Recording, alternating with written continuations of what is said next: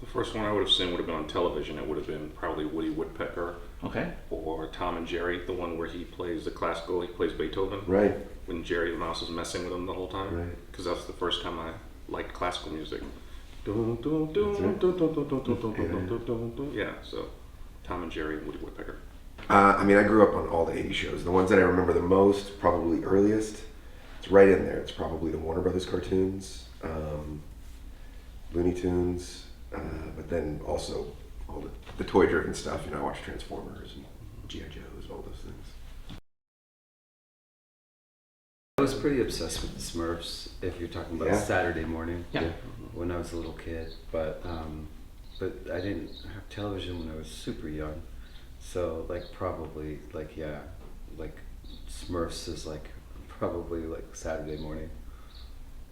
And Smurfs creep me out. It is creepy. Because they're supposed to be 3 apples high. I actually put 3 apples on top of each other. Smurf is like this That's big. bad. Yeah, it's that's pretty creepy. big. That's really scary. Scary. You know, again, Transformers, like when Optimus Prime died, I remember crying with my cousin, like, he died, I can't believe it. But thinking, for me, it was more TV shows. It wasn't necessarily movies as much, but Macross was like a huge point of inspiration for me. Oh, it was Monty Python's Holy Grail. Okay. It's a good one. That was like the movie that I memorized, and when I was young, the first time I saw it, memorized that movie. Used to had it on VHS, and I would watch it, and I wrote down every single line of dialogue, memorize it, and then at school, in school, we actually, my friends and I, in the theater department, performed it. Amazing. Like because we didn't have a script, so we just wrote down all the words based on like what we wrote down from the VHS, just like writing. Performed it. We built a stage with a castle, and we threw stuffed animals off of it Amazing. for it. And Yeah. to this day, I watch it with my kids, and we sit and watch it, and my 2 kids will sit and watch it and like say all the lines to each other. That movie probably had more influence on me than anything I've ever seen. You go to Annecy and drink a lot of beer. No, I mean, I think ultimately, you make what you'd like to see. Like you got to use your own instinct as sort of a North Star. So if anything gets too pressure filled, you try to just sort of relax yourself by saying like, hey, I know what I want to see. You know, I want to try to make something like that. I think the most important lesson I learned from working on the first film is that you can't like rest on things that you've done before, and you have to keep pushing and trying to challenge yourself to come up with new ways to do things. And what made the first movie visually, if we're just talking visually, so amazing, was that we just threw out everything we knew and tried to create something different. And so this challenge was, how do you do that 5 times in one movie?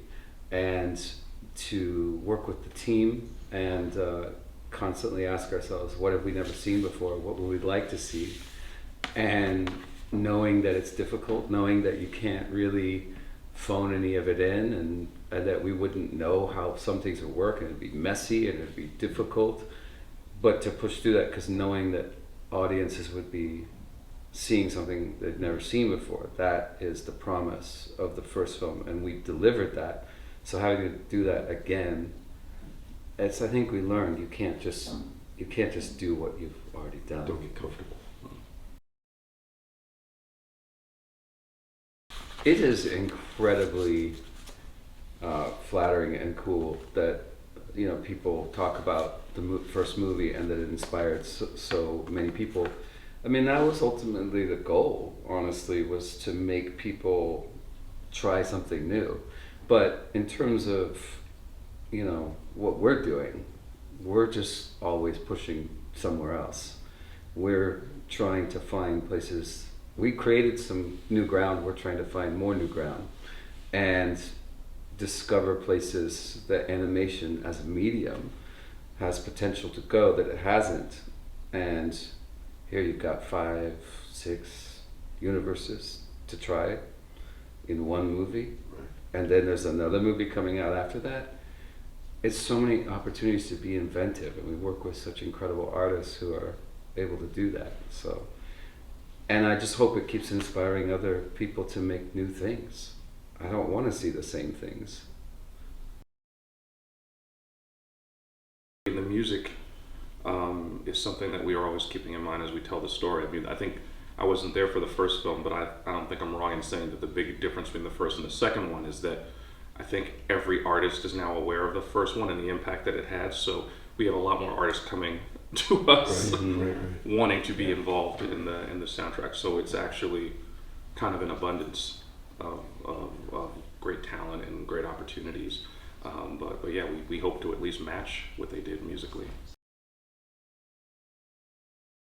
I think we're all fans of Leopardon, but we can't, you know, it's not a thing that we would divulge here in this meeting.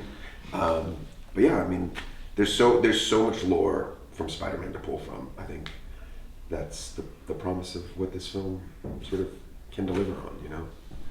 I think the fact that we revealed the villain as being the Spot should make people aware that there's nothing in Spider-Man lore that's off limits. That's right. So, because I don't think anyone was expecting that as our primary villain. So we've dug deep. We're introducing a lot of new characters, and we're excited to have the opportunity to start sharing more with you guys when the time is right.